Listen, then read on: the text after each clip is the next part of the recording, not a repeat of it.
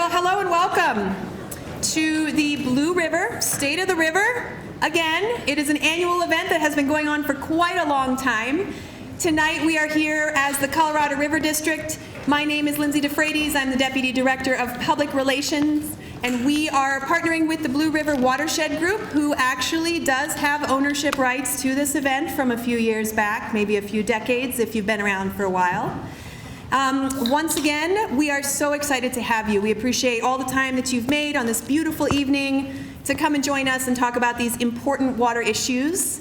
A few other folks in the room that I want to recognize before we get started. We're governed by a board of directors, and each county in our district, which I'll talk a little bit more about in just a second, has a director that's appointed by the Bureau of County Commissioners to represent your interests as a county when it comes to your concerns about water in your community and in the basin, the state as a whole. And for you right now, that representative is Gary Martinez. He is your board director on the Colorado River District Board of Directors. Thank you. Yeah, he kicked some other folks off recently. Also in the room, we have the Blue River Watershed Group, some members from their board of directors. They are one of your really important local community organizations that is advocating and working so hard to bring health and vitality to the Blue River especially. So Blue River Watershed Group Board of Directors, if you're in the room, could you raise your hand, please? There they are over there.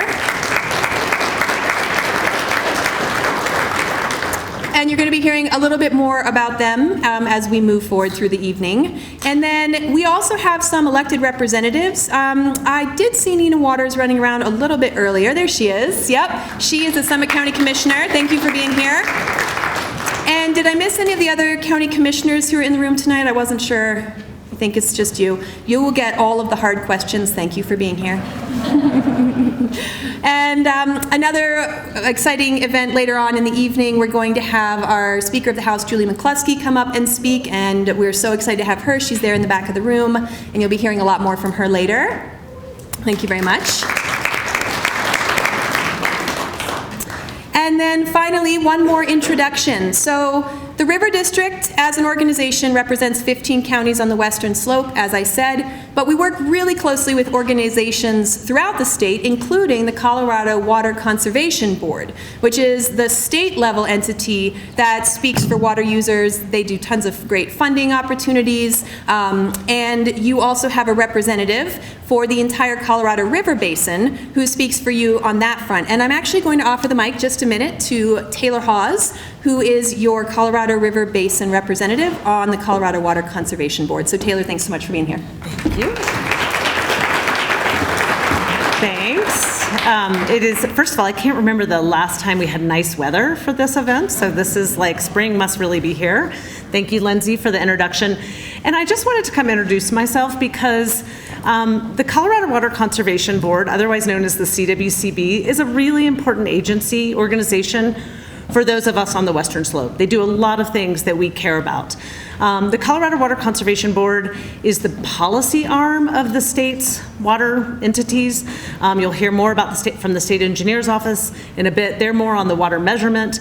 But the CWCB focuses on things like interstate stream issues, so like the Colorado River Compact. They provide planning support for the statewide water plan. They do drought planning. They do watershed health planning. They have lots of grants, financial planning and assistance for water projects, which Summit County has benefited from. So I just wanted to make sure that you all knew who I was. It's been that kind of week, I just have to tell you, because I just came from the CWCB board meeting, my second meeting.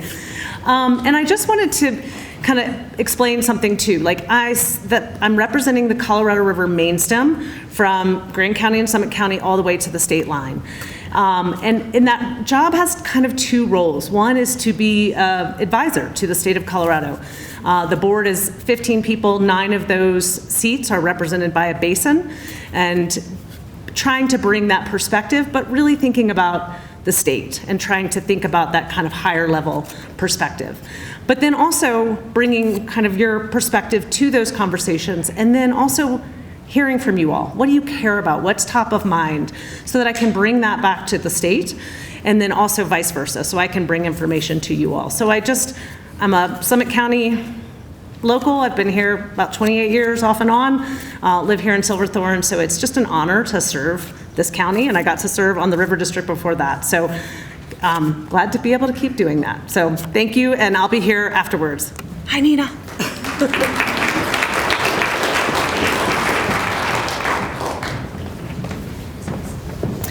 All right, so we have already thrown around, I think, maybe 75 different acronyms this evening. Raise your hand if you are one of those individuals who is brave enough to join us for your first water meeting. You haven't been to a Colorado River District before. Raise your hand. You don't know what we're talking about quite yet, but you're very excited to learn. Excellent. So that's quite a few folks in here. Thank you and welcome. Everyone else who comes to these all the time, I am not interested in any of your questions tonight. So what I'm going to do next is just slow down and take a minute to kind of orient you for where we are when I introduce my organization and I say the Colorado River District. So cut out here, you can see part or all of 15 counties that take up the northwestern corner of the state. To the north, we have a border with Wyoming.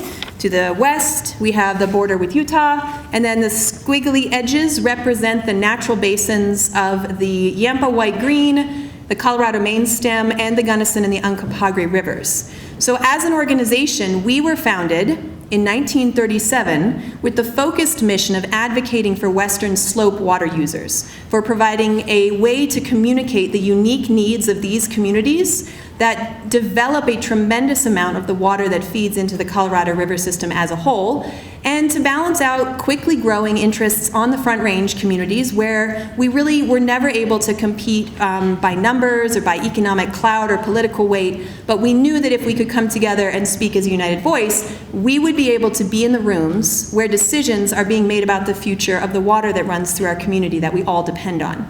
So the River District has been doing that for over 85 years in a variety of ways. We have a two-part mission. The first part of our mission is to protect, develop, and conserve the water resources on the western slope, and Matt's going to talk a little bit more about that later. He's our communications director. He's going to get into some real specifics. And then the other half, which we're also going to hear a lot about tonight, is our role in advocating for the waters of the Colorado River as a whole in this bigger system conversation. We are governed, as I mentioned briefly, by a board of directors. We have 15 directors that sit in a room, and they all find common ground 99.9% of the time when it comes to water issues. We have board directors who are appointed from Mesa County, from Summit, from Moffett, from Rio Blanco, from Eagle, from Pitkin, from Gunnison. And when you hear those names and you think about the geographical, the economic, the political alignment of those communities, sometimes it's not that easy to see a tremendous amount of agreement. But it is the best part of my job that I get to be in a room where our leadership and our policy decision makers find that common ground and advocate for you on the Western Slope in rooms and conversations at all different levels of decision making. So that's a kind of a summary of who we are. Our staff is in the room tonight. Like I said, Matt Matabusi is our communications director. Audrey Turner over here is our chief of operations. Zane Kessler in the back, director of government relations. And Amy Moyer is around somewhere, our chief of strategy. And we are happy to answer your questions throughout the evening. A few quick housekeeping items. You have pads and pens on your table if you didn't grab extra ones, and we have those there because we have so much to cover this evening. If you have questions as we go, write them down. Our Q&A is at the end after all of the speakers. If you're new here or you're just getting started in these conversations, my suggestion to you is try to walk out of the room knowing just two things that you did not know before and one way that you can engage in these conversations going forward, because we're going to have a lot of information coming at you really quickly. If you need to use the restrooms, they are all the way out past the bar. You got to loop around to the left. Please turn off your cell phones. And we are going to get this evening started with James Heath, who is the division engineer for the Division of Water Resources, and they're in charge of making sure that Colorado's water law is administered fairly across all regions in the state, and he represents the main stem, and he's going to talk about what we saw in the snowpack, what kinds of operational decisions you're going to see, lake levels in Dillon, river levels going forward, and I'm going to stop talking because he is the expert. So thank you, James, for being here.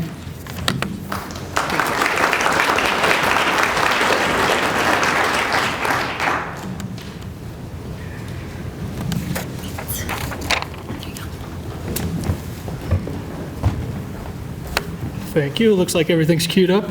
Again, my name's James Heath. I'm the division engineer. I'm based out of Glenwood Springs, Colorado. I've got just a few things, and I've got 15 minutes to cover them all in, so I'll talk fast. And like she said, write down your questions. We'll answer them at the end. So Colorado River Basin snowpack, we'll cover that. Distribution of winter precipitation, current reservoir conditions, the Colorado Basin River Forecast Center's water supply forecasts, similar call year scenarios for those interested in when the Shoshone and Cameo calls will be on, Dillon and Green Mountain Reservoir operations, precipitation outlook, and then finally measurement rules. So here is the plot of the snowpack as of Sunday when I put this presentation together. So we peaked a little bit early, peaked on April 7th, basin-wide at 89%, so not bad, but not great. The blue, on the other hand, was a little bit better. The blue peaked at 107% of normal, but also peaked about a week early. And this map's comparing last year's snowpack on the left at this time of year versus this year's snowpack on the right. So the aerial extent of the snow is definitely shrunk this year compared to last year. And that's due to where the distribution of winter precipitation happened this year. It was generally below average. The headwaters right along the Continental Divide, the Fraser, the Blue, did the best at between 90 and 100% of normal precipitation. And west of there, it got a lot worse. So downwards of 50 to 70% of normal up on the Grand Mesa, where it's probably already melted out. So current reservoir conditions. Current conditions are actually about normal for this time of year. So this is a plot of relative to normal. That black line represents normal for any given month. So we're running right along that line. The reservoirs generally are filling. Like I mentioned, Vega Reservoir is actually not filling anymore, won't reach a full fill up on the Grand Mesa, and is discharging water for demands already. But the rest of the reservoirs in the basin are generally filling. The water supply forecast, similar to the snowpack. On the eastern end, we're in the 90 to 100% of normal runoff. Fraser Basin is looking the best at 100 to 110%. And then as you go further west, it gets worse and worse, down into the 70 to 90% of normal runoff. So this is the Blue River right at Green Mountain Reservoir. This is the number you want to focus in on. The 247,000 acre feet is what the basin yield is going to be or estimated to be this year based on where this blue line is on the 18th. And that's 88% of normal. So normal snowpack and slightly below normal runoff, and that's due to dry soils that we came into the winter with. And then we're also getting some winds and sublimation. So as you can see, these pink lines represent the official forecasts that are put out at the first of every month. And each one of those is kind of declined over time, and the daily forecasts are coming out a little bit lower and lower every day. This past weekend snowstorm helped at least stabilize the snowpack, but it didn't really add to it. This is the plot for the Dotsero gauge on the Colorado River, which is just below the confluence of the Eagle and the Colorado. We're looking at 1.1 million acre feet at that location, which is 80% of average. And then we work further down to the Cameo gauge, which is there in Tibet Canyon, just above Grand Junction. And we're looking at 1.6 million acre feet, which is 72% of average. And as you can see with the dry April that we had, it's going down fast. So what does that mean for our calls this year? So looking at some similar years, we've been looking at these 3 years, 2021, 2018, and 2004. If you were around in those years, they weren't great years. And this is the snowpack plots for each of those years in comparison to the black line, which is this year. We're starting to go horizontal towards the 2021 line and a little bit further away from the 2018 and 2004 lines. We're anticipating the main stem call training to be earlier than normal this year. So we're looking at the Shoshone call coming on early July and the Cameo call coming on in late July. So what does that mean for the reservoirs here in Summit County with Dillon there on the left and Green Mountain on the right? So Dillon Reservoir, Denver anticipates a fill this year. And according to Nathan, talked to him out in the hall, he's looking at 4th of July for a fill, which I was estimating late June, early July, based on where we're at with the snowpack. On Sunday, the elevation was 9,005 feet, but that should be rapidly going up with the warm conditions that we've got the last couple days and over the next couple weeks. Green Mountain Reservoir, they're also anticipating a fill, and they changed this on me. I was expecting them to release 100 CFS all fill season. As of Tuesday, they changed their release down to 60. So they're no longer generating power at Green Mountain Reservoir. And they're trying to maximize the amount of water that they can store to ensure a physical fill this year. So what does that mean for stream flows? Starting in that July timeframe, when the reservoirs do fill and potentially spill, releases will ramp up. And at Green Mountain, they'll ramp up for power releases likely as they get close to hitting that physical fill. So you'll start seeing more flows on the lower blue. Then as we get the call on, we'll start making releases out of Green Mountain Reservoir for historic user pool beneficiaries, as well as some direct deliveries and contract deliveries as well. Late July and October, those flows will increase as the demands increase in the Grand Valley with decreasing water supplies after runoff. So it'll be a typical year with higher flows coming out of Green Mountain Reservoir late season. The way this year's probably going to run, we're not likely going to have historic user pool surplus. So it's not likely that we'll be making releases down to the 15-mile reach. We'll just have to see what type of monsoon conditions we get and how well the managing entities can manage that water supply. So precipitation outlook, how does that look for the remainder of the year? Over the next 6 to 10 days and 8 to 14 days, it's looking pretty decent. We've got a probability next weekend to have some potential precip at that time. Between now and then, it's probably going to be warm and we'll start seeing stream flows increase and a lot of snow melt.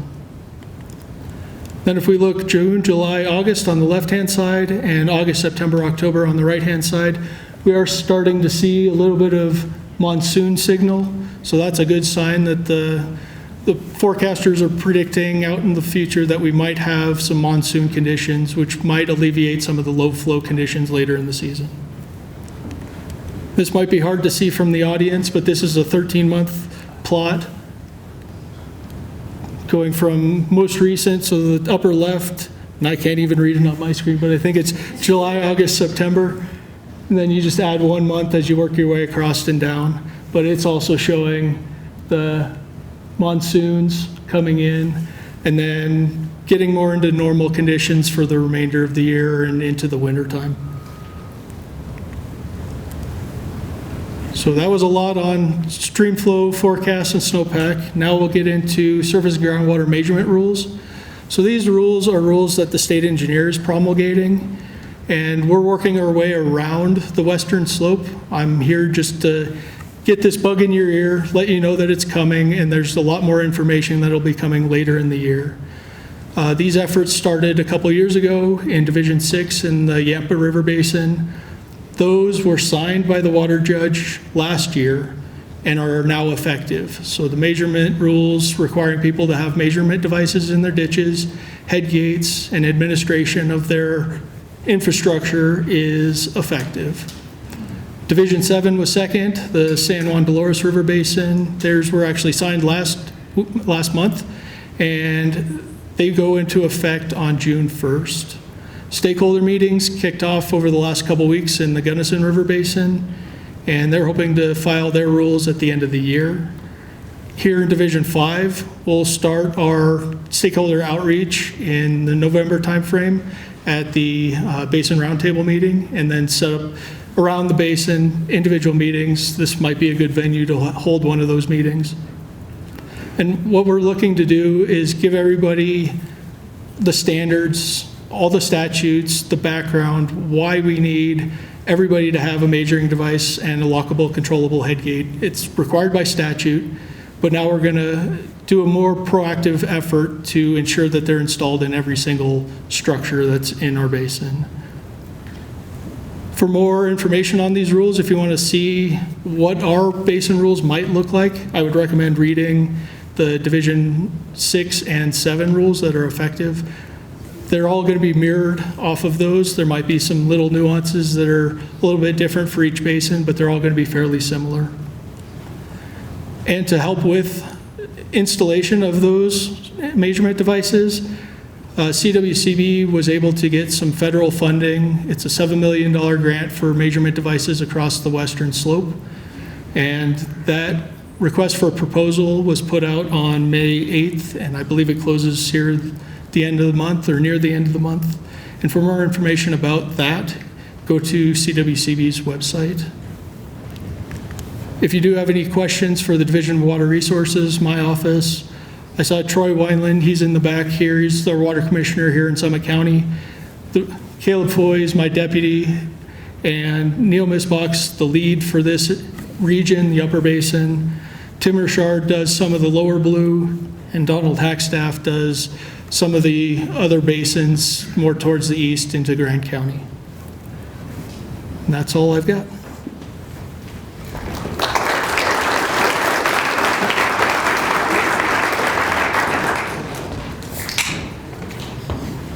All right, so sounds like Summit County, you're doing okay, good, not great. The rest of the basin's looking at a pretty rough year. But the numbers and the graphs are not the only part of what we do here at the River District. And up next, I am very excited to welcome our Director of Government Relations, Zane Kessler, and Speaker of the House, Julie McCluskey, to talk to you a little bit about what happened in the Colorado Capitol during the General Assembly session this year when water came up before these legislatures. And there is a lot going on. So thank you so much for being here. Yeah. All right, let's do, yes, you get this one. Thank you all for being here tonight. Great crowd. This is honestly one of our best and biggest states of the rivers that we do every year. It's also one that I had the pleasure of doing a legislative wrap-up at least 4 years in a row, 3 years in a row with Representative McCluskey, and usually with Senator Dylan Roberts alongside us. But he's not in the room tonight, so I will tell you something. Dylan is a really good senator, and you guys are really lucky to have him. So, and you're also really lucky to have Representative McCluskey, the Speaker of the House, the first Speaker of the Colorado General Assembly since the Honorable Russ George served in that seat a number of years ago. And Julie's just an amazing partner on water with us. So glad to have you. Thank you for being here. Thank you. Let's start with the easy ones. You're a lifelong West Sloper. You've raised your family here. You've been involved in water as an elected official. Just talk to us about how you approach legislating on water issues, understanding the importance of our rivers and our water resources here on the Western Slope to our economies, to our lifestyle, to our future. Talk to us a little bit about water and how you approach that. Yeah, thank you for the question, and hello everyone. It is so good to be here, and my thanks to the River District and certainly Zane and company and the Blue River Watershed Group for hosting tonight. It is powerful to see so many faces in this room, and I was really touched by the number of folks that raised their hands. So great to see you here and to engage in an important conversation. Something I may have never told you, my father was a civil engineer for the Bureau of Reclamation, and he was the sediment guy, mud, and it was something that I did not come to appreciate until having this role and suddenly realizing that a lot of the things he talked about in he was on the International Committee for Large Dams and traveled the world working on dams in so many different countries, and how fortunate we are to have a focus on water the way that we do. You know, for us here in Summit County and the rest of my district, which is 6 counties, Jackson, Grand, Summit, Lake, Park, and Chaffee, from the Wyoming border down to the San Luis Valley, you know, we're small communities. We're intimate with our water resources, right? Whether it's snow on a ski hill, or it's the river rafting down the river in the summer, or the hike that you take near that stream or creek just to clear your head, right? Water is such a part of what it means to live in the high country or in a rural community. And that integration, the fact that it is so integral to who we are and our culture, not to mention our outdoor recreation and tourism economies, it is easy for me to stand at the dais and make it clear to the world that water is not only a priority for us here on the Western Slope, for Colorado, but for the entire western half of the United States, and what it means to represent the headwaters of the Colorado is very dear to me. So I even did a selfish thing this year. I appointed myself. I make about 300 appointments every year, so I decided I was going to be selfish, and I appointed myself to the Water Resources Year-Round Committee. And all because in my final year and a half in office, I want to do all I can to make sure that we are leading in the right way, to protect, conserve, and create the right policy around water. So, thank you. This year was different than many of the years that preceded it down at the Capitol, largely due to budget constraints.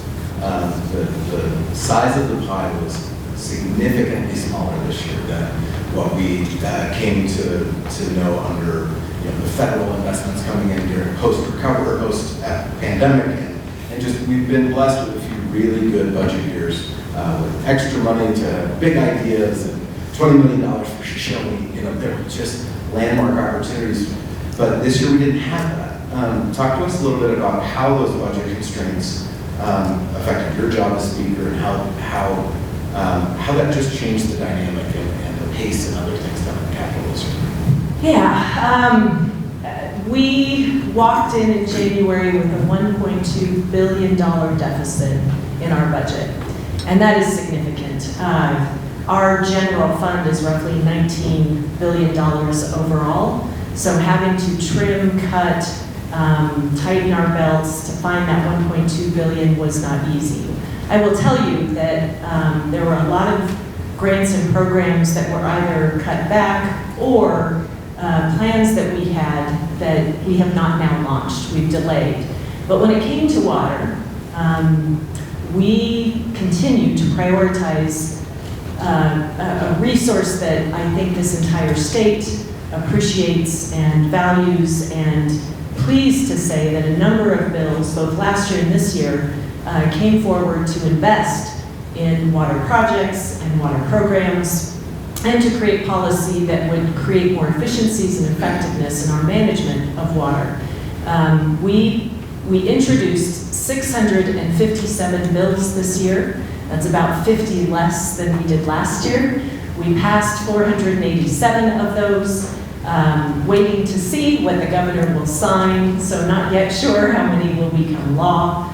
But we are, at a point where I would say environmental, climate-related, natural resource bills maintain a fairly strong hold in our work and where we put our priorities. A budget is a moral document, and clearly Republicans and Democrats alike value water in this state and continue to prioritize it. I think you made a point that we continue to prioritize water, and despite it being a really tough budget year, we still were able to make some pretty sizable investments, putting dollars towards planning and projects. I'd like to talk about a few of those specific bills and maybe start with 1311. House Bill 1311 ended a loophole that many of the sports betting companies, casinos, sports books, had been utilizing to write off the cost of free bets that they were offering online. Talk to us about that bill. It's a little bit obscure for some, and why it's important, and what kind of impact do you think that will have on the water line? Yeah, first of all, for all the sports bettors out there, thanks.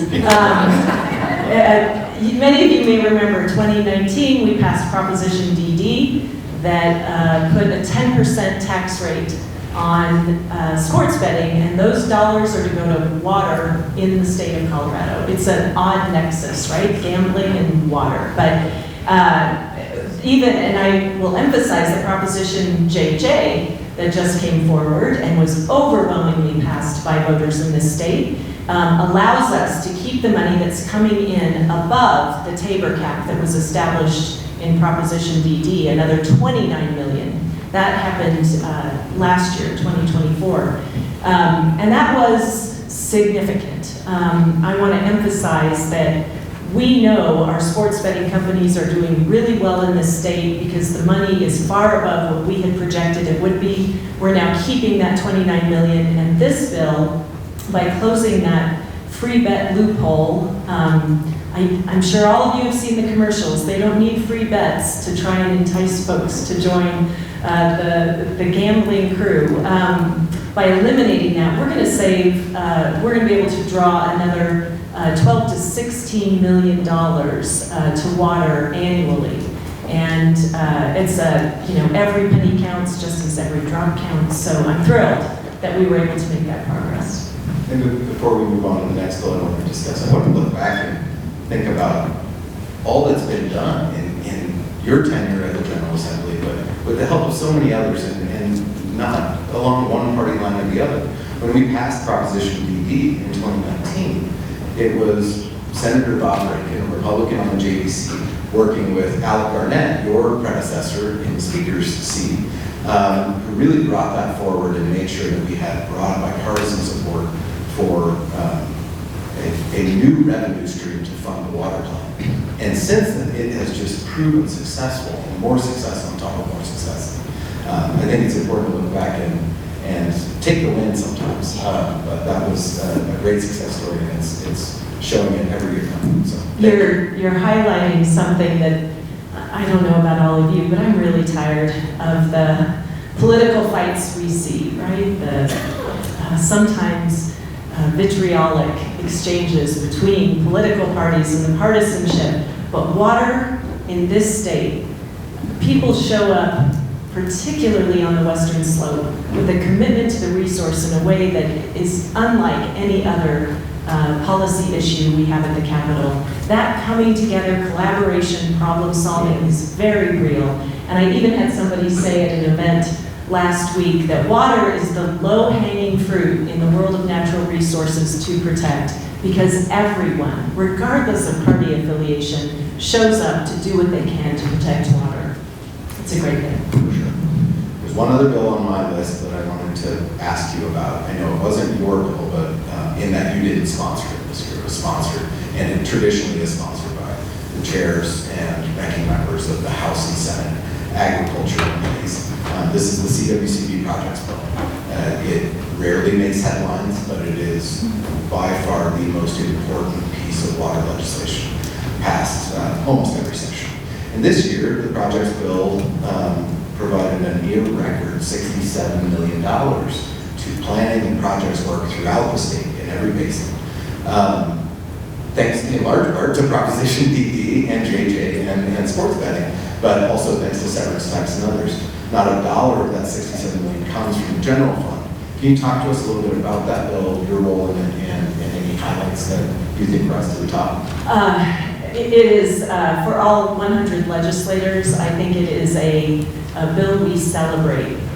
You're right, 67 million this year. We did 55 million in projects last year, 70 million in 2023, and those are 3 extraordinary years. We were at 17 million in 2022. So pleased that we were able to invest that kind of money again in water projects and other things. And I want to highlight where some of these dollars are going because it is so critically important.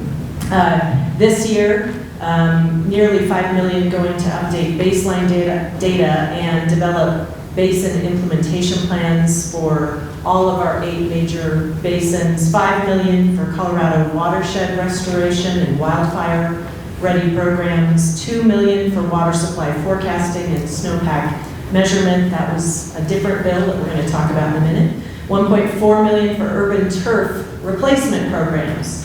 One of those darling bills that we get so much attention around, replacing turf on the eastern slope. And then 6 million to help retire irrigated acreage in the Republican River Basin to help us comply with our interstate compact requirements. And you know, that's a tough one, but yeah. We in the Colorado River Basin keep pretty close eyes on that. It wasn't too long ago, just a few short years ago, that many of the federal recovery dollars, I think 60 million in total, were split up 30 million to the Republican River Basin, 30 million to the Rio Grande, simply to maintain compliance with those interstate compacts. I think it's really important for us on the Colorado River Basin to look at those, keep an eye on those, because that's an example of what happens down the road if we don't find ways to cooperate to ensure that voluntary, temporary, compensated opportunities to reduce use or conserve water here in our basin. We don't do some of that. We face a future very much like the Republican, where now, unfortunately, we're using public dollars to permanently retire agriculture to reduce water use. And so I know it's a tough thing for you all to do. It's necessary, but I think for those of us here on the West Side, it's something to keep an eye on. That's such a good point, and so grateful for your leadership. The Colorado River District and the fact that you are watching what's happening elsewhere in this state, I think it helps us think more proactively, innovatively, creatively, and knowing that that could be the future if we aren't paying attention. Thank you. I want to go back to, you had talked about the fact that water policy knows no political party. And it really is. When we're at the Capitol, and a number of our partners that we see at the Capitol are here in the room tonight, but it really is bipartisanship in action. Was there one specific water bill that comes to mind for you this year where Republicans and Democrats came together to ensure that we moved it forward? And I have a follow-up question, but I'll let you answer that first. I have made it a personal policy commitment that I will not, that I want to carry water bills with Republicans because I think it's so important that we continue to demonstrate that commitment. And Representative Soper, who is out in the Grand Junction Delta area, joined me on a bill to help make an investment so that we could do better statewide snowpack measurement, better statewide planning around where and when we're going to see runoff and what sort of plans we might make. A lot of what you just saw from our water, the Division of Water Resources with Engineer Heath, the idea that we can plan better makes us, you know, all that much better at conserving the water droplets that we've got here on the western slope now. And there is a small team of us who regularly are talking about water issues, and it is, you know, it is, I don't know if you can even think of a bill, Zane, when we didn't have that kind of bipartisan commitment in some way. It's a great thing. That water supply measurement forecasting bill, I think it was 1115. We were just with the governor here last week signing it. In a snowstorm. It was awesome. Storm on the road. But it really is important to ensure that we now have a staff person and a program within CWCB that helps to coordinate all of these efforts, because there are multiple technologies. We've got snow tunnel, we've got aerial snow observatory, we've got remote sensing technologies, we've we've got all these things. And now we've got some leadership at the state to help move that forward and hopefully coordinate us all. And I think it's clear to me at least, you can't manage what you can't accurately monitor.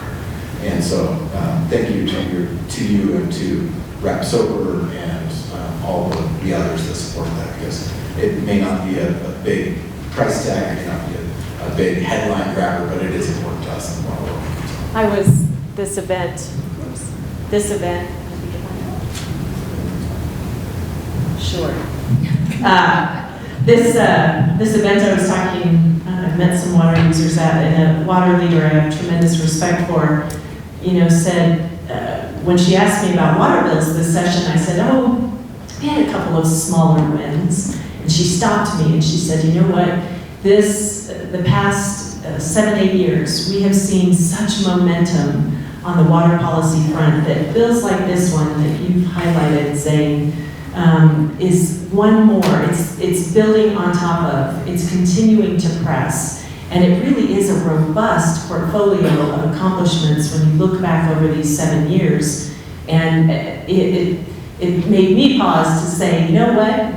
I need to celebrate everything that we are doing on the waterfront because it does matter in many ways. We don't see the fruits of that labor for a while, but this one I hope we do very quickly.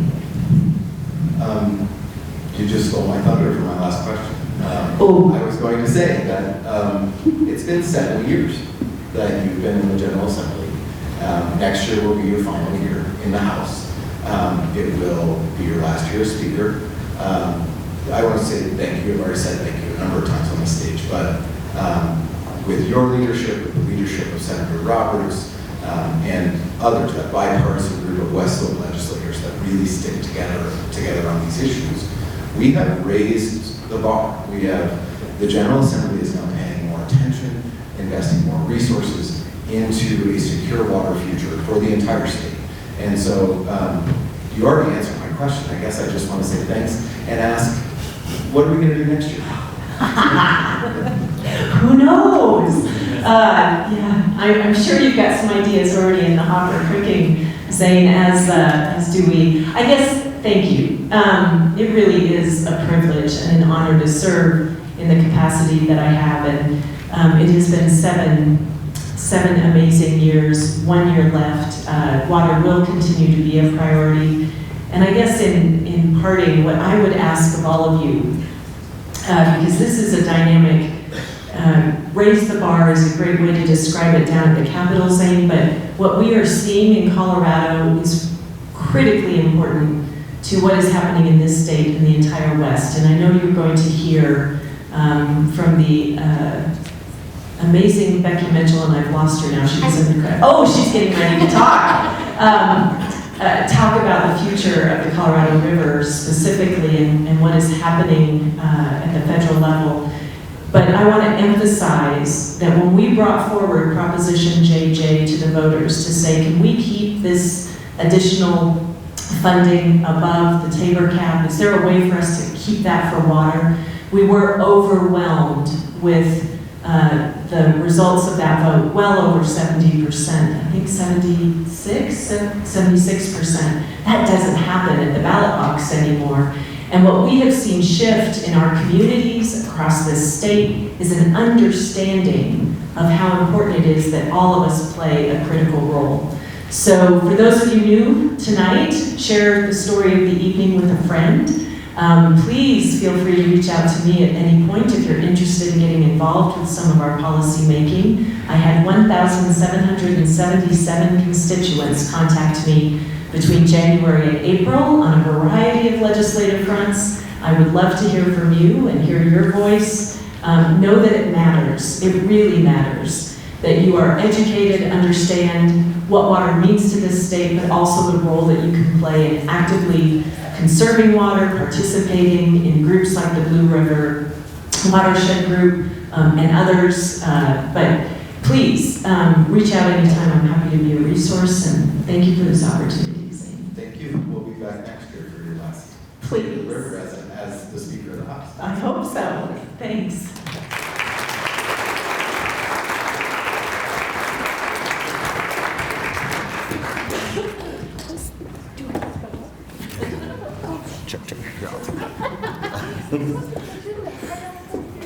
Before we have our UCRC Commissioner, Becky Mitchell, speak, I'm going to just play a quick little video on something you're going to hear about later in the evening, but the Shoshone water rights, which I think many of you are aware of.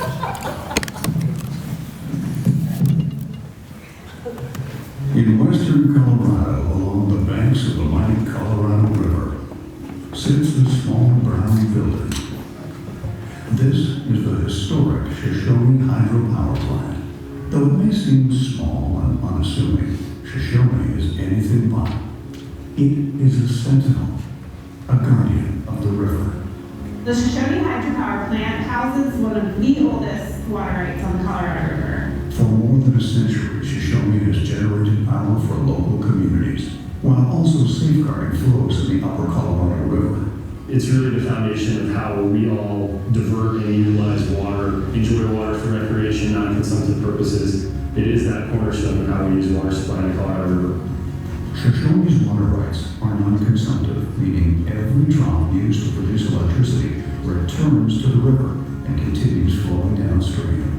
Because the Shoshone right is senior, it pulls all that water down through really important recreational reaches. It provides certainty for agricultural producers up here. It ensures that water continues to flow for endangered fish.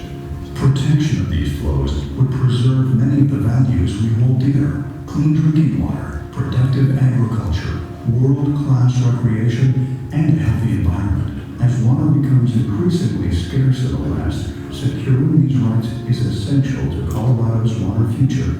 This would be the largest water right to protect. I don't even think it's fair to say that this is a once-in-a-lifetime opportunity. This is probably a once-ever opportunity. When the proposition came to us, should we invest in Shoshone water rights, we're investing in them simply because this river is that important. It's an investment in our future and our kids' future. An unlikely coalition has come together to protect these flows: ranchers and kayakers, environmentalists and small business owners. Shoshone's impact reaches far beyond the western slope. If it went away, the economic and environmental impacts would be immediate and profound. It's enough water to keep fish alive, to keep ranches functioning, to keep the river healthy, and it's a critically important resource, this river right here, for not just the West Slope, not just people in Grant County, but for the entire state of Colorado. We're not trying to change anything. In fact, we're just trying to preserve what's here. We are taking steps to protect the Colorado River, the future of water use on the western slope, and the future of water in the western half of the United States. Rivers connect us, and this is certainly a project that embodies that. It's going to take partnership with each other, supporting each other, and making sure that we've got each other's back. The River District needs our support as they're working through the funding, getting approval at Waterport, and the other stuff that it's going to take to get this done. Whether we live on the Front Range or the West Slope, our fortunes are tied. Our futures are linked. When the Colorado River thrives, we all thrive.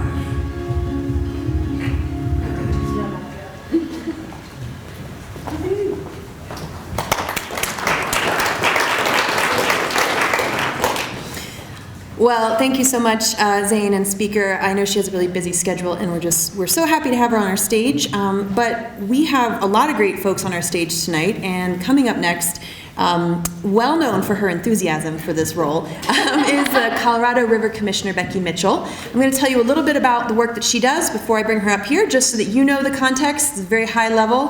Her position is appointed by the governor to represent the state of Colorado in the 7 states conversations around what is going to happen to the future operations between Lakes Powell and Meade. She's going to give you lots of details, talk to you about where we are in those conversations, but I just wanted to let you know how glad we are that she could make some time to be with us tonight. So if we can welcome Commissioner Mitchell to the stage now. Thanks.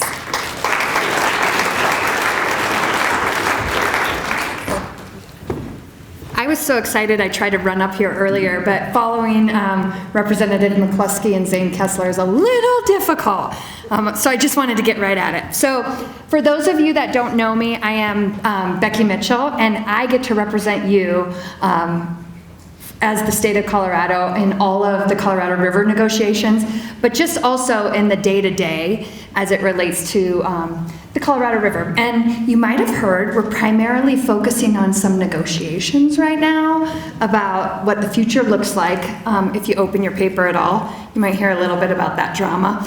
I'll give you guys a little more of the detail on it from my perspective. So what we're going to talk about tonight, I got to put on my glasses, sorry, I thought I wouldn't, is a little overview on the compact, the juicy gossip around the post-2026 negotiations, some of the pressing issues that are occurring across all 7 basin states, and then really my priorities as your commissioner.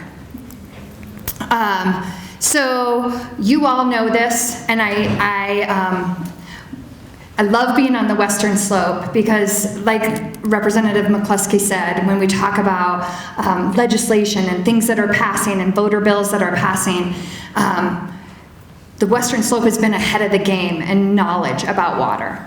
And I think we're starting to see that more and more across the state. But you all know a lot of this, so it may be redundant, but I'm gonna go over it anyway, just to give you a little bit of my day-to-day. But I get to represent Colorado. So I sit at the seat with my counterparts in the upper basin states of New Mexico, Utah, and Wyoming. And we've come together under what we call the Upper Colorado River Compact. So we have a governing doctrine that pulls the 4 of us together and tells us how we're gonna operate and do some things. And then we work often with the lower basin states, California, Nevada, and Arizona. They don't have a compact, or a compact between them. So that's one of the differences between the upper basin and the lower basin. We talk about percentages in the upper basin. We talk about Colorado's percentage of the Colorado River, available Colorado River supply is 51.75% of the upper basin's portion. The lower basin is focused on numbers. They're focused on 7.5 and how they split that up. So there's not a process in place of what really happens in drought. So the compact discussed the split between the 2 basins, but it didn't really talk about how do we handle drought. We know how to do that in the upper basin, and most of the people know in this room, when we're in drought, you get less. That hasn't been the case in the lower basin, and part of it's because of the way they're set up and structured. There's some difficult tasks at hand, and there's a reason why there's difficult tasks. The reservoirs, both Powell and Meade, 20 years ago were in a much different position than they are now. We've lost about 50 million acre feet of storage. And so we're negotiating how to move forward in a way different place than we were negotiating 20 years ago. And I think that's an important component.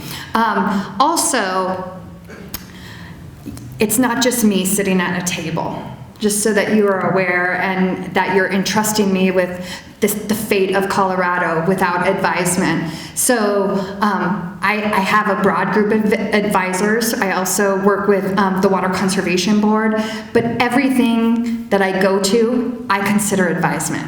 So when you guys ask questions or have comment or send me nasty emails, and I'll give you a way to do that if you want, but when you do those things, when you send positive emails also, that becomes the foundation of my position. And so I'll talk to you about my priorities and principles, but I say they're my priorities, but they're really our priorities. And so if there is something that I say about the priorities of the state of Colorado that you disagree with, let's talk about it. I want to talk about it. And I think we should talk about it. I'm hopeful that some of what you see, you'll feel very connected to and wed to, because I think it is really structured on the value of who we are in Colorado. One of the things that we got, the main thing that we got from the compact was the principle of equity and the ability to develop at our own pace. And I think that is one of the most important things to remember, is that we shouldn't be punished because we didn't develop to a certain number.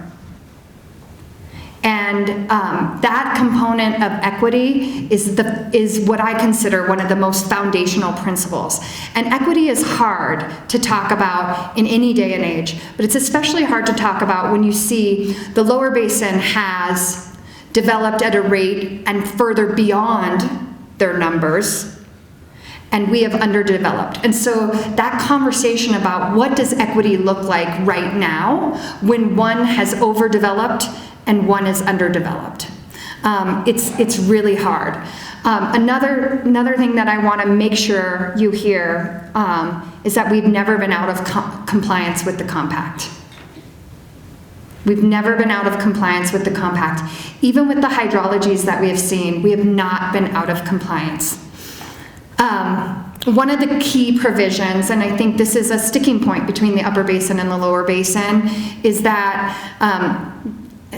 and I'm not a lawyer, I'm an engineer, so I want you to know that when I talk about Article 3D and this and that, the lawyers say these things much better than me, but I think you will all understand this, is that Article 3D does not say we have a delivery obligation and that we owe the lower basin 7.5 million acre feet at least ferry, no matter what, whether the flows are nothing or 17 million acre feet. What it says is that we will not cause the flows to be depleted below 75 million acre feet over 10 years.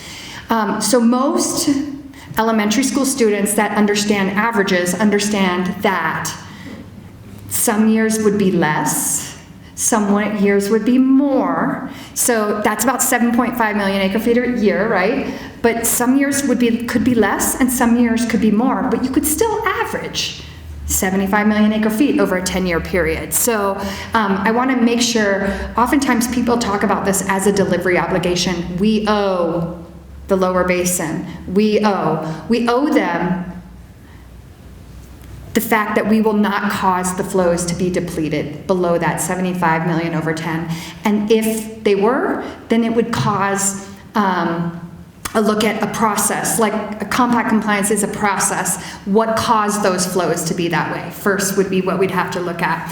So some of the benefits of the compact, they're pretty easy to see. But one of the biggest ones is that we avoid litigation, both within our state, across the states, across the basin, and that's what we're trying to do right now, is avoid litigation. I'm going to quickly pass so Alan doesn't get a picture of that slide. Just kidding. And so as we talk about this, as we talk about the future, I think talking real facts and science is important. Facts are important. And I think oftentimes folks try to move away from that, but we have to start with the facts. For the last 25 years, the upper basin has used 3 to 4 million acre feet less than their apportionment. So we range between far less, let's just say less than our apportionment, about on average about 4.5 to 4.2, but less than 7, that is less than 7.5. You guys can all figure that out. Sometimes the lower basin can't. But anyway, so why is that? Is it because we're saints? No, I know you may think we're all pretty angelic, but it's not because we're saints. It's because we don't have a choice, right? We don't have the ability to use water that is not there. And so when you see that I say we use 3 or 4 million less than our apportionment, it varies. You know why? Because hydrology varies. And so we respond to hydrology. So it's all based on snowpack, and it's all most of it's gravity dependent. We don't have those two big reservoirs above us like the lower basin does. We don't have those reservoirs to equal out the flows or allow us to overuse. We have to live with variable hydrology, and we take cuts every year. every single year, there is a cut in the upper basin. Even on the years where you see, oh, the Colorado River Basin is above average snowpack, there is always a basin or a sub-basin that is taking a cut. On average in Colorado, we take 600,000 acre-feet annually. It is a hard message to get across because that moves around the state. And unfortunately for areas like the southwest corner of the state, they're getting hit a lot. They're carrying a lot of the burden of those cuts because it's not there. They've been hit with drought year after year, and that's a rough thing. We know that the compact can accommodate this variability. There just has to be a willingness. We know that it can accommodate it because we do it. And so there has to be a willingness to be thinking about that across the entirety of the basin. And that's what we're hoping for. That's what I'm pushing for. I feel like that's what you have pushed me to push for. You have pushed me to say we all must live within the means of the river because this river is about sustainability for all, not sustainability for one. And I think that's an important piece to remember. So right now we're operating under what we call the the 2007 guidelines. Now we're working on post 2007. So we're calling it post 2026. But there are still some challenges that persist. The last 20 years have been, well, pretty crap. Like, to be honest, there's not a real good scientific word for it except for the hydrology has been horrible.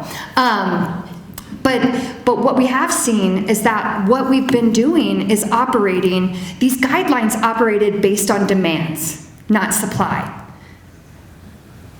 And so the demands in the lower basin are the demands that they are. And they run around over 10 million acre feet annually. And those have been what's driving the system. Common sense would tell you maybe Mother Nature should drive how we operate the system. Maybe there should be some factor of what's actually happening that drives the system. Some response to that. Some response before every day there's a Colorado River newspaper article. Every day we shouldn't be talking about a crisis, and the American public and the American people deserve to live not from crisis to crisis. We need some stability, and so that's the place that we're in now. So not only have those demands driven the reservoirs low, but the drought has too. And so we've got to figure out how to be responsive to that. So in 2022, the Commissioner of Reclamation called for cuts in the lower basin between 2 and 4 million acre feet in their annual consumption. And those numbers were not just picked out of the air. We were not surprised because we knew that. We knew that. The numbers don't work.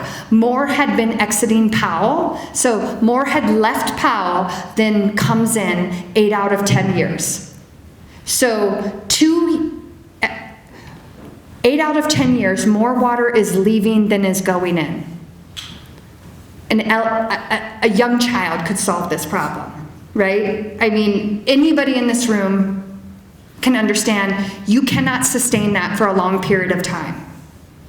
That's okay here and there when it's dry and the reservoirs are healthier, but if consistently you are releasing more and using more than the system provides, you should not be surprised when the system decides to not provide.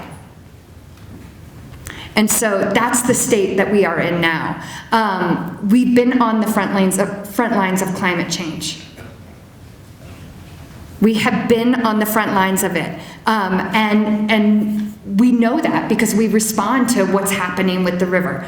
And I don't care what you call it, whether it's climate change or variable hydrology, we know we're responding to it because we don't have a choice. So we've had record declines in the reservoirs, but we've been stuck with these guidelines. There's been Band-Aids upon Band-Aids on top of them. But what that tells me is that we must learn from those guidelines. We have a chance to do better. We absolutely can do better. I do have hope. I don't want you to say she was so negative that there's no hope for the Colorado River. I hope what you take from this is that she is so strong-willed, she will get the best thing that we can, not only for Colorado, but for the river. That's what I hope you leave here thinking. And so we've seen these record declines. We know we can't live like this. And the best news is we get the chance to do better. We get the chance to do better, and that chance is now. So we're in the midst of those negotiations. But the bottom line that I have said is that we have to live with what the river provides. All of us do. We have to live within the means of the river. So we did submit some ideas. Both the upper division states and the lower division states both submitted ideas. The foundational principle in the upper division states proposal was that we must have a supply-driven system. We must be, the system must be driven and focused on the supply rather than the demand. That has to be the big factor in there. And so, and it should be based on actual hydrology, not the needs. And so we proposed an idea, and you may not be able to see all of that, but essentially, when the system is healthier, we would propose higher releases from POW. So you can kind of see, we kind of view POW as really something that we're very protective of, and then Mead is the lower basin's bucket to manage. And so what's currently happened is we have balancing, where if Mead goes low, in Powell's higher, it allows them to pull more out of Powell. And so what it does is essentially incentivize using more from Mead so that you get more from Powell. And so it shifts the burden, right? You shift your overuse burden up.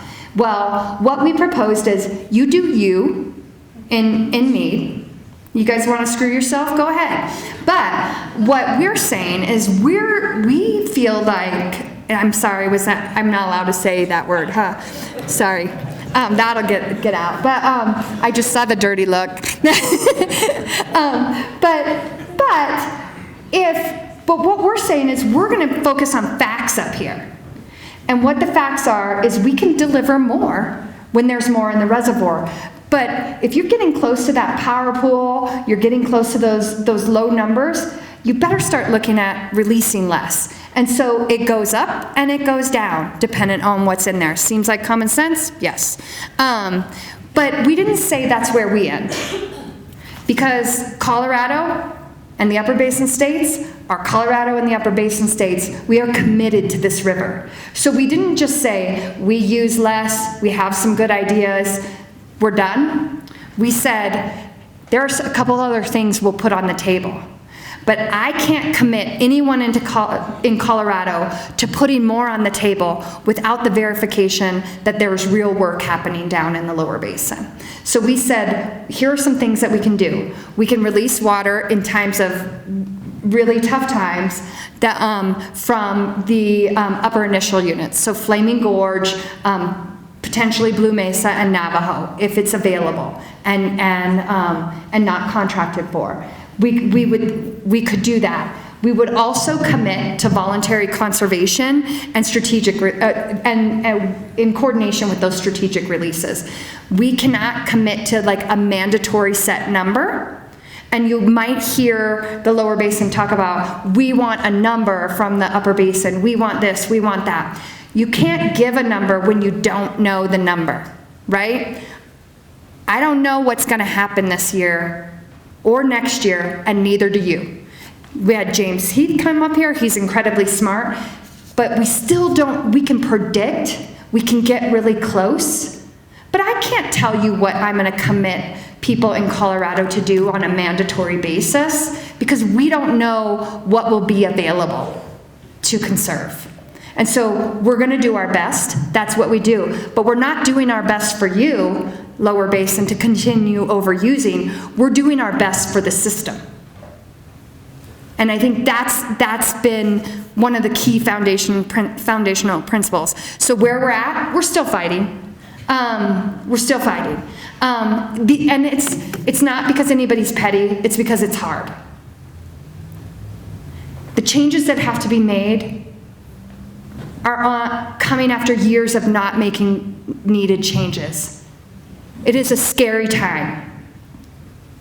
I know it's scary because I'm scared this year, but we will make the changes that hydrology calls for us to make this year because we have no choice but to.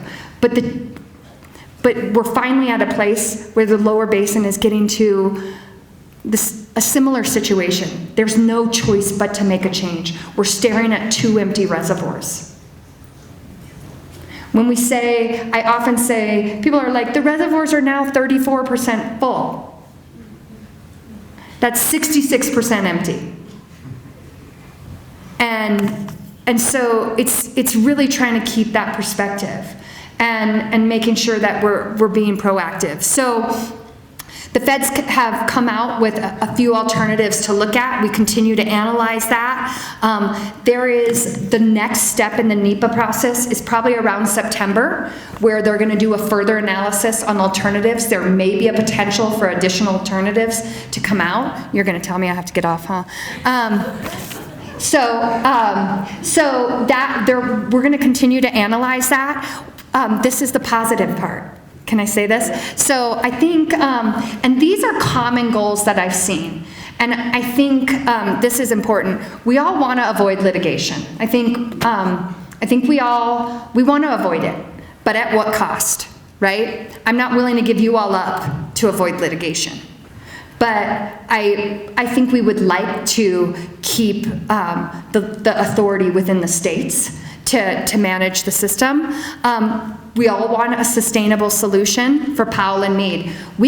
Those words are easy to say, but I think it's really hard, especially if you're in the lower basin. You say them, but knowing what that means is really hard. So we're going to need to see the action behind it, and we want to reach consensus. There's some recent successes. You've probably heard about the lower basin finally acknowledging evaporation and transit losses in the lower basin. There is some recognition of our hydrologic shortages in the upper basin. And there is an acknowledgement of a mass balance problem. That's the problem where more is going out than coming in. So we're facing immense challenges. I think the right people are in the spots to handle it. Maybe I'm a little biased, but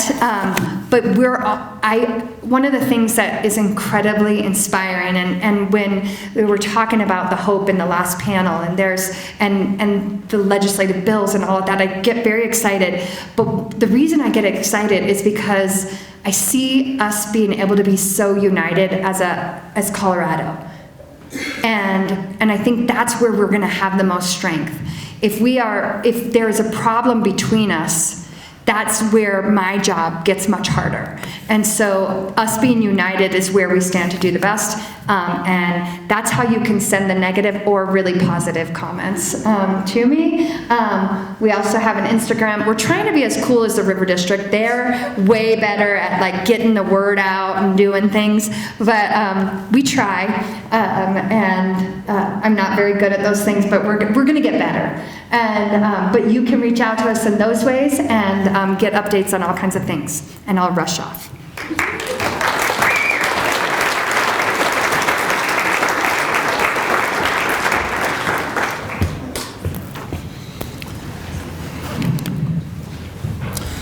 Okay. Let's see.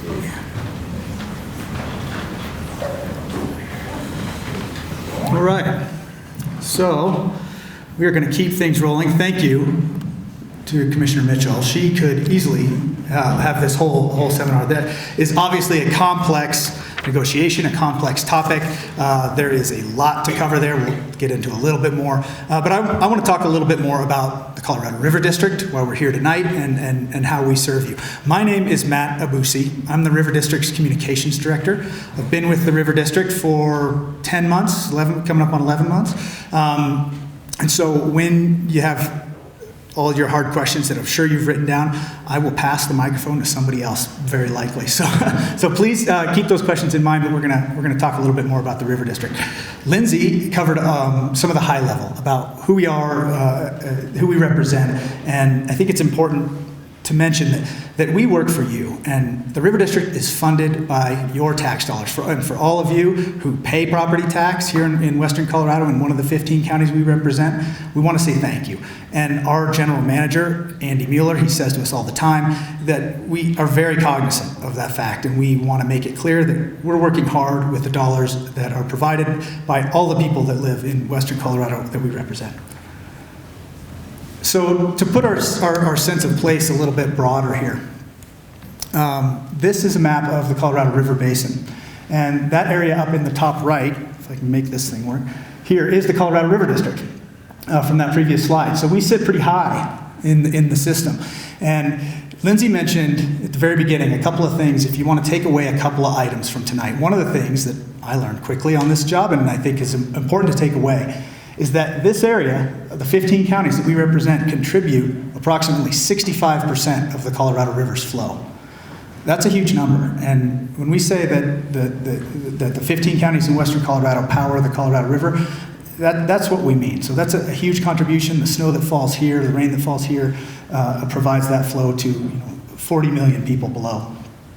And these areas in gray that you see around here are areas outside of the river basin that are supported by Colorado River water. So maybe most notably Colorado's Front Range that we're all familiar with here, the San Juan Chama project in New Mexico, the Wasatch Front, and this area in Southern California, including the Imperial Irrigation District and Yuma, where there's a lot of food that gets grown, particularly in the winter months, and produce. And much if you like eating salads in January, there's a pretty good chance that that's where it came from. So that's a little bit of the broad picture of where we sit. The work that we do is multifaceted. You've heard from a few different members of our staff here tonight. I'm lucky enough to get to work with 24 of these very capable, very smart, very committed people that are part of the River District. And every day I'm impressed. And when people ask me about my job, I tell them sometimes that I feel like a 101 student sitting in a 401 classroom, because it's just everybody's very, very smart and committed to their role. And that includes legal advocacy. We have a small and mighty legal team that's fighting in water court and beyond for Western Colorado water interests all the time. Our technical team of engineers informs that policy work, informs that legal work through careful analysis, measurement, and how we administer water and use water in Western Colorado. Zane, who leads our government affairs, works with decision makers, policy makers, to ensure that the River District in Western Colorado has a voice in Colorado River water negotiations. The education and outreach team, of which I'm a part, and Lindsay and everybody on staff takes a part of, we put on events like this. We do outreach. We try to be very communicative about the work that we do and what's happening in the River District. We think it's really important that you know what's happening and that your dollars are being well spent. And while our work is guided by a board of directors made up of a representative of each of the 15 counties that we represent, the work is informed by meetings like this. And like Rebecca Mitchell said, Commissioner Mitchell, we want to hear from you, and we listen. And we listen from events like this as well. So our team works at the federal level, at the state level, all the way down to the local level. And we want to stay close to water users and represent you. A big part of our job and our role, broadly, is navigating uncertainty. You've heard a lot about that tonight. We live in a time of uncertainty. And when it's around water, that fact could not be more stark. So one of the big issues facing us today is increased temperatures. This is a graph of Summit County in May from 1895 to 2024. So in that approximately 130-ish year period, we've seen an average increase in temperature here in the month of May of approximately 2 degrees.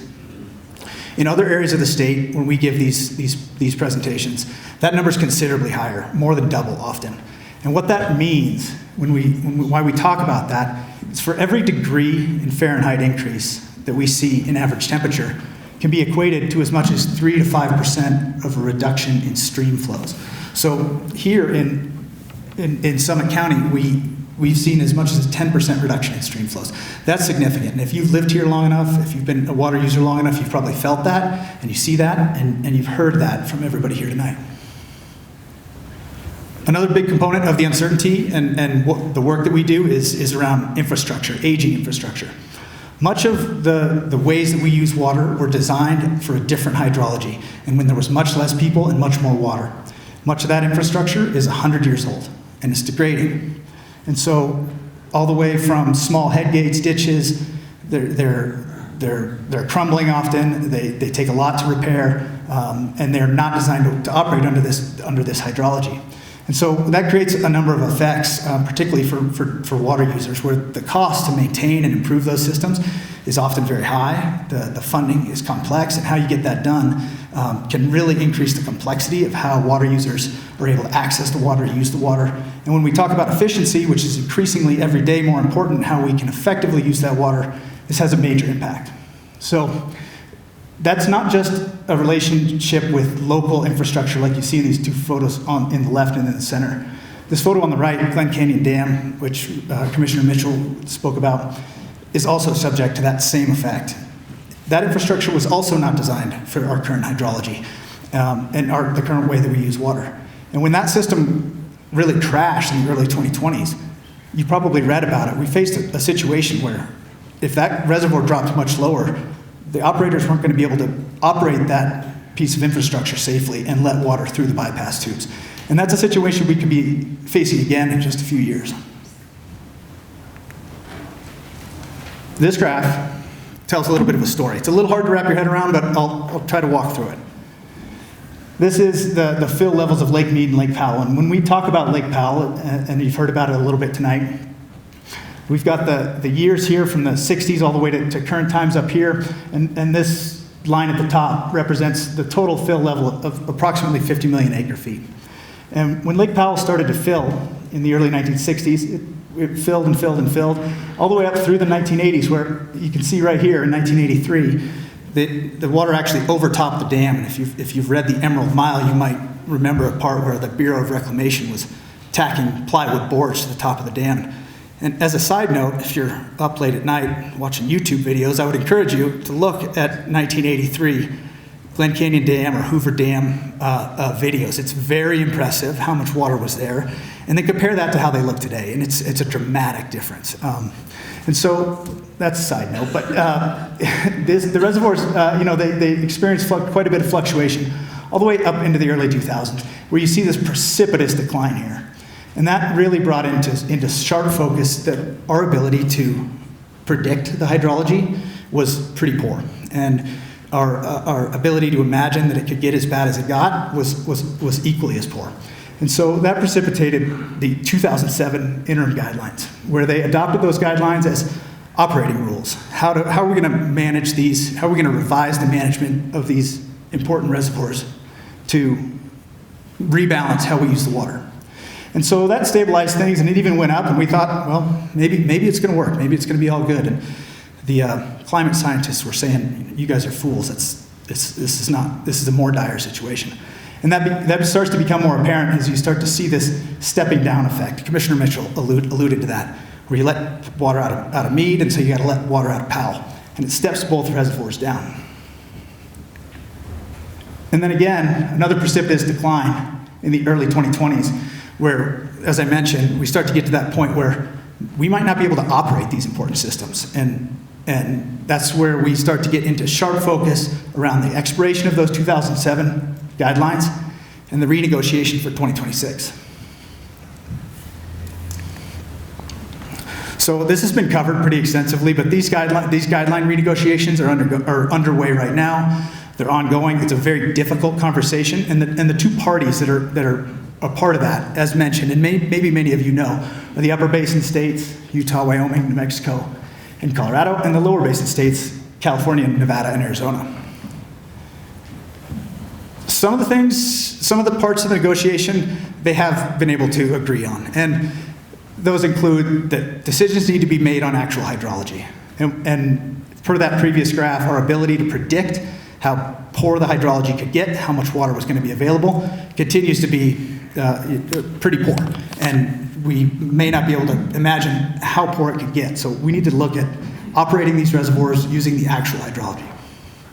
Protecting the infrastructure is also a critical component to these negotiations. We need to be able to operate these systems. And that the lower basin needs to make reductions. Commissioner Mitchell alluded to that. They've been consistently overusing the allocation and have made some acknowledgement that they need to bring at least 1.5 million acre feet to start of reductions to the negotiation table. That said, there's a bunch of pieces that they're still pretty stuck on. That includes if and how the upper basin can take reductions. As mentioned, our ability to make reductions, in our opinion, is really not a point we can negotiate on. We get our water through the hydrology, through the rain and snow as it falls out of the sky here in the upper basin. We don't have a big pool of water sitting above us that we can draw on. The way that Colorado water law is embedded in the state constitution only allows the state engineer to make curtailments. So when the lower basin talks about how we should do that, there's some real sticking points in how we operate water here. As well as those voluntary reduction measures that were previously spoken about, the conserved consumptive use programs. The state's made some efforts to launch pilot programs, but those have their own issues as well, and we can talk about that. This is a map of Colorado River water use in Colorado. So this area, you can see the river districts area outlined up here, and all this kind of lighter color green is Colorado River water on the west slope and how it gets used on the west slope. This darker color green is eastern slope water that gets transported through the Trans Mountain diversions. Well, the conserved consumptive use programs and are a way to pay water users to not use the water, but retain their water rights. And the River District's assertion is that these programs, and programs like a system conservation pilot program, need to be administered in such a way that creates an equitable involvement from across the state. And what we've seen through the last few years of this program is that all of the participation has come from the West Slope. And the incentives aren't in place for East Slope participation in a way that provides and incentivizes participation across the state. And what this program stands to do is really dry up Western Slope agriculture. And in the West Slope, as many of you know, we rely on agriculture. It's the backbone of our communities and our economies. So while it's a part of the Upper Basin's negotiations and assertions that we can be part of the solution, it too needs some work. There's some bright spots. You know, we've heard a lot about it's pretty tough out there, but the River District does quite a bit of work to improve water users' experiences and resources here in Western Colorado. The part that I skipped over earlier about the work that we do is through the Community Funding Partnership. This was ballot initiative 7A back in 2020. Many of you may have voted for it. That provided an increase in mill levy tax to fund water projects in the West Slope. And these water projects aim to take incremental bites out of this big problem and address hotter, drier future through improving water systems sort of one at a time. And here on the main stem of the Colorado, some of the recent projects that are underway that you've heard about some tonight include these examples here. This High County Conservation Center, we funded approximately $76,000 to do an assessment for efficiency around watering and irrigation. The Shoshone Water Right Permanency Coalition and Campaign, you've heard some about that. We'll talk more in a minute. That's a huge initiative that the River District is very proud to work on, and a permanent solution to help keep water on the Western Slope. As well as a River District funding to Colorado Mesa University to help grow their water center, to create a knowledge hub, a leadership hub on the Western Slope for water resources so that we have a stronger voice and we build water leaders here on our home turf. So what's happening right now, maybe you've read about it. Shoshone is a hugely important piece of the work that we're doing right now. This team has been extremely dedicated, working on it for many years, under negotiation with Excel to try to get these water rights and secure them for Western Slope interests. And who's driven through Glenwood Canyon and seen those little dusty buildings? Raise your hand if you know what I'm talking about. Yeah. So the next time you drive through Glenwood Canyon, just take notice of that, those little buildings and those pipes that run up into the hill. That power plant houses the oldest and most senior non-consumptive water right on the Colorado River. And that's what we're looking to secure for the Western Slope. The River District is under contract with Xcel Energy to purchase those water rights for $99 million. And we're well underway in that process. In about 2 years' time, we've raised $56 million in funding from the state and from the River District, and about $17 million of local funds towards this effort, and like as mentioned, just a short period of time, because it's hugely important and broadly supported and widely recognized that this initiative is probably the biggest chance we have to secure water for Western Slope's future. And just this week, yesterday, we were all in Steamboat Springs undertaking a big moment for the River District, where my colleagues and much of the staff presented to the Colorado Water Conservation Board the opportunity to adopt those water rights as part of their in-stream flow program. So a team worked very hard to put together this offer to the CWCB and present that in about a 4-hour meeting yesterday.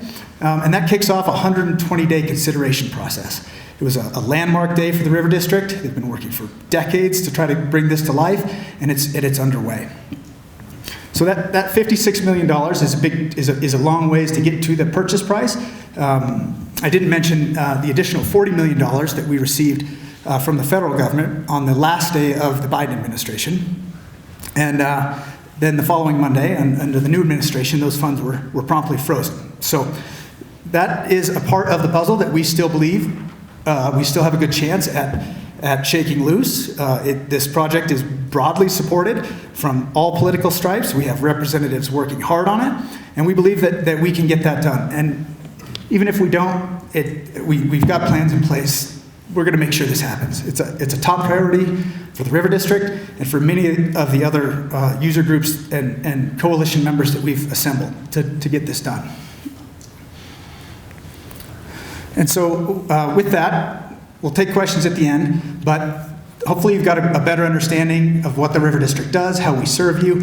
You can take home a couple of points of the type of work we do and a couple of factoids about the Colorado River that maybe you didn't know. And so thank you for listening.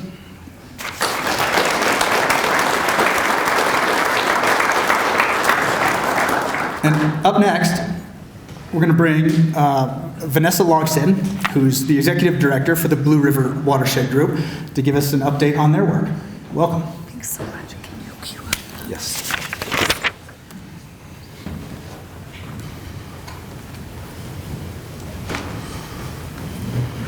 Great.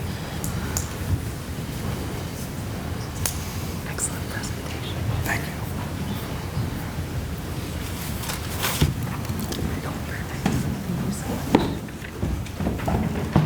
Hello, thank you all so much for coming out tonight. I really want to thank the Colorado River District for putting on this event tonight and all of the speakers for presenting. These are all really important issues, and a lot of what they talked about you'll see trickle down to projects that we do right here in our community. I also want to thank our board members, Peggy Bailey and Scott Hummer, here tonight. Jay Panzing could not make it, but he's our board president. And I also want to thank all of the community members and all of our supporters out there. How many of you have heard of the Blue River Watershed Group? Excellent. I'm very, very glad. I've done that at a couple other events a few years ago, and there were not quite as many hands raised, so really excited. BRWG was founded in 2004 by concerned community members who wanted to protect our rivers and the entire watershed. Our mission is to promote, protect, and restore the Blue River watershed through education, stewardship, and resource management. And we do that work through community engagement events, community education, through river cleanup festivals, events like that really bring the community together around the river, and then also through mine reclamation and river restoration projects. The way that we accomplish, that didn't work.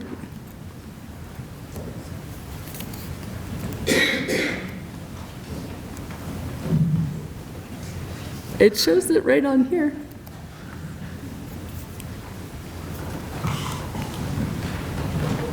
So sorry. It looks right here. I know, is it like frozen? Oh yeah, it's frozen. Just a second.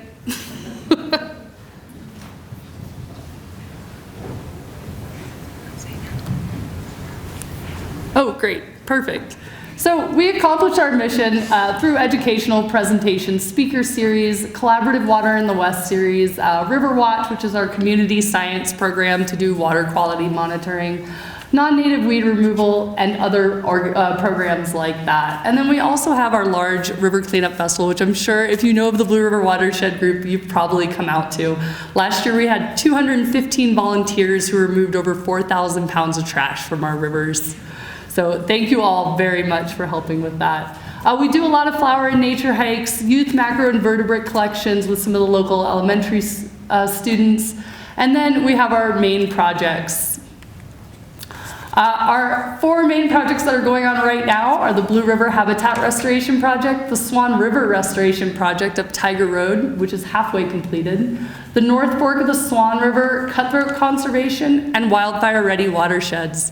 And if any of you were here last year, which I'm sure most of you were, you know that we were just floating the Wildfire Ready Watersheds project at that point, and that is now underway, and we'll get into some updates in just a sec.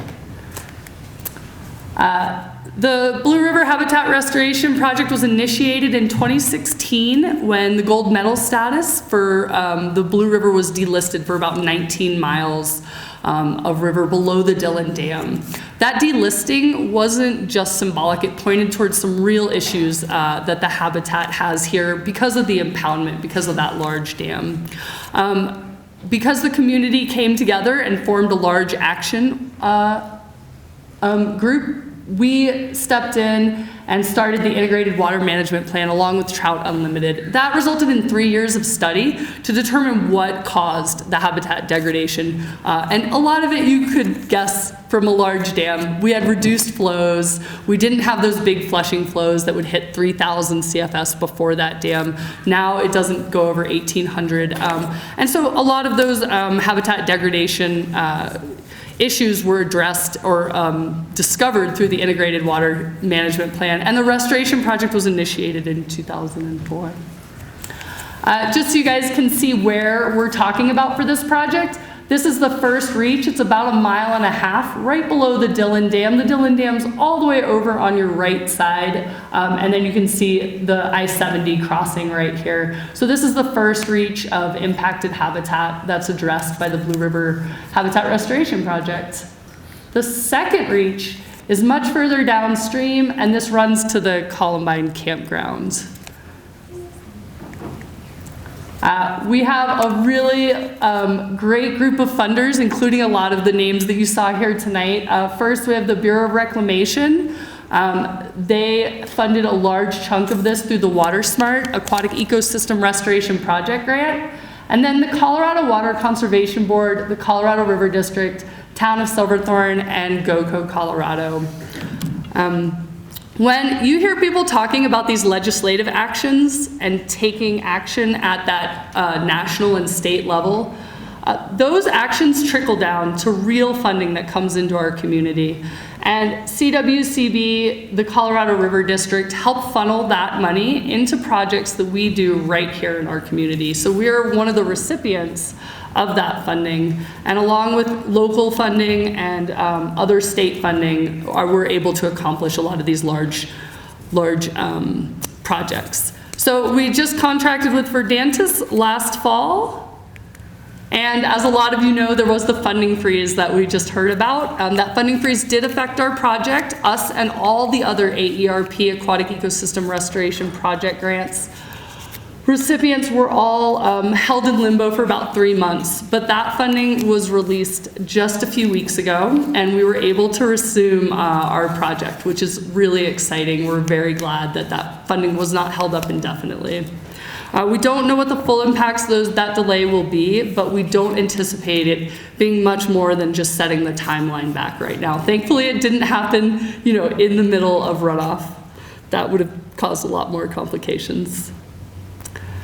All right, and then our next project is the Swan River Restoration Project. BRWG spearheaded the efforts to restore the first half of the Swan River. This is the area up Tiger Road that's been under construction and under restoration for several years now. Have any of you gone up there, gone fishing, hiked those trails?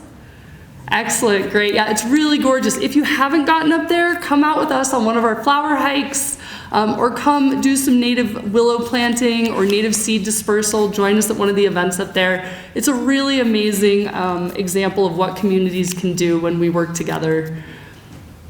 That section is halfway done. We have Reach A and B completed. Reach C and D are the second half, and you can see in this aerial image, these tailing piles are 50 feet tall and up to 600 feet wide in areas. This is from one of the dredges. If you guys have heard of the dredge mine history up here in Colorado, those dredges came through looking for gold and left these massive piles like you can see in the second image there. Those cobbles are about the size of your head, and they are stacked up very, very high. And that forces the river deep underground, well away from where any organisms can really benefit from it. As you can see in the Reach A picture at the end, Reach A restored, that's what that looks like today. And we were just up there a little while ago, and you get to see dippers, grebes, there's tons of macro inverts in the water now. I see people fishing and catching brook trout up there. So it's really exciting, and we're very hopeful for that second half of the project to get finished and restore connectivity to a stream that hasn't flowed in over 100 years. And then as part of that project, as we work that restoration project upriver, it exposes the North Fork of the Swan River to a lot more pressure from non-native species, specifically those brook trout. And in order to protect our native cutthroat trout, we're working with the Forest Service right now to get this cutthroat preservation structure redesigned and create a more effective barrier to prevent the non-natives from coming up into that native trout habitat. This structure, we just started the archaeological and cultural surveys, and we should get work on planning out to RFP probably in late June or early July at the latest. So we're very excited to move forward with that. All right, and then Colorado Water Conservation Board, they spoke earlier about the Wildfire Ready Watersheds project. This is a statewide initiative to help mitigate the effects of fire and post-fire flooding. I know all of you have seen some of those incredible pictures that came out of Glenwood Springs a few years ago when they had the massive fires through there and then had the monsoon seasons come through and really just devastate large areas of that canyon. Protecting sensitive ecosystems, our water sources, freshwater sources, ensuring water treatment plants aren't overwhelmed, and making sure that our community is protected against the effects of these fires is the main goal of this, and we are underway for the Wildfire Ready Action Plan. Currently, that project is moving forward. Last year, we were just in the beginning planning phases for applying for this grant, and we're very excited to have it underway. That project's actually over budget as well, thanks to the support of the community here in Summit County. So we're very excited to be able to have hit those goals. Contractor team began work in March 2025. This is a local contractor, JW Associates, Keystone Policy Center, and Stillwater Sciences and Icon are all involved in that project. And we have some really fun models that have come out of it already. So we've got some newly developed wildfire models that show crown fire activity, flame length, and heat per area maps for the upper Blue River Basin. We'll get a lot more of this sort of mapping, and also mapping of the assets that our community has. Those are things like those freshwater sources, anything from culverts to water treatment plants to sensitive ecosystems that could be at risk from fire or post-fire flooding. And we have a watershed-wide goal-setting workshop for wildfire-ready watersheds. It's at June 17th at 3:30 p.m. at the Frisco Senior and Community Center. This event is open to the public, and we would love for your input. This could be anything from, if you know of a ditch or culvert that you don't think is on a map, or if you have inputs for how we should go about making sure that the Wildfire Ready Action Plan supports our entire community, it would be a great idea for you to come out, and we really rely on the input of our community to make sure that these projects work. So please come out and join us at that. And then our projects in the pipeline. So this is what's coming down the river for BRWG next. We're hoping to expand water quality monitoring. We're currently working with River Science and CPW's River Watch programs to monitor water quality in the county. But we'd like to expand that. There's chemicals from PFAS to 6-PPD quinone, which many of you probably haven't heard of, but that is a tire chemical. That's an antioxidant chemical, and it's been found to harm aquatic life. Since we have a major highway running through our county, that we have drainage issues that could potentially be affected by that chemical. So testing for that chemical is very limited right now, but we're hoping to expand and have that done in the county, as well as the other water quality monitoring that's already done for heavy metals, salinity, and those other important factors in the water. And then creating a water quality mapping and comprehensive water quality data resource for the entire county. This would look similar to the water quality map that Eagle River Coalition has over in the next drainage over, and the Yampa River Coalition also has a water quality map. It's kind of like a report card for the county and allows the public as well as any organizations to see research quality data and have all of those water quality monitoring efforts be held in one specific location so that they're available to everyone. And then we also have the Maggie Pond Stream Connectivity Project, which we have not started on yet, but we're very much in the beginning phases of working on that. All right, and please join us. Come up, stay informed, sign up for our newsletter, join us for the volunteer opportunities we have. If you grab a flyer for River Watch, we're really looking for volunteers to join in those water quality monitoring efforts. We're hoping to expand from 3 sites, maybe even up to as many as 10, to monitor water quality throughout the county in a really comprehensive way. Come out to our River Cleanup Festival. It's going to be even bigger and better this year. We're really excited for it. We've got a lot of great people who are going to be there. And then donate or join to support our upcoming projects. The way that we utilize funding from the government, from the federal fundings from the BOR or from state funding, is that we have small amounts of funding that we receive from our local community and from all of you. And we use that to leverage our time to apply for these grants and bring in much larger and much more significant amounts of funding than any of us could get here locally. So these projects a lot of times have pretty high budgets. The Blue River Habitat Restoration Project, the planning phase alone is $2.7 million. So that's far outside what our local government can do, but through the tax dollars that you pay into and that the state pays into the federal government, there's pools of money available that can come back into our community through these grants. So we really take seriously our role in bringing that funding here to create to make sure that the community-led projects that you all suggest to us can get accomplished. And then come out for any of our community education events or any of our fun events that we have throughout the summer. We do Water in the West. We have a couple other series. We have some great volunteer opportunities, native seed plantings, non-native species removal. And that's all I have for you. Thank you all so much for coming out tonight. We could not do what we do without the support of all of you and of this community. So thank you.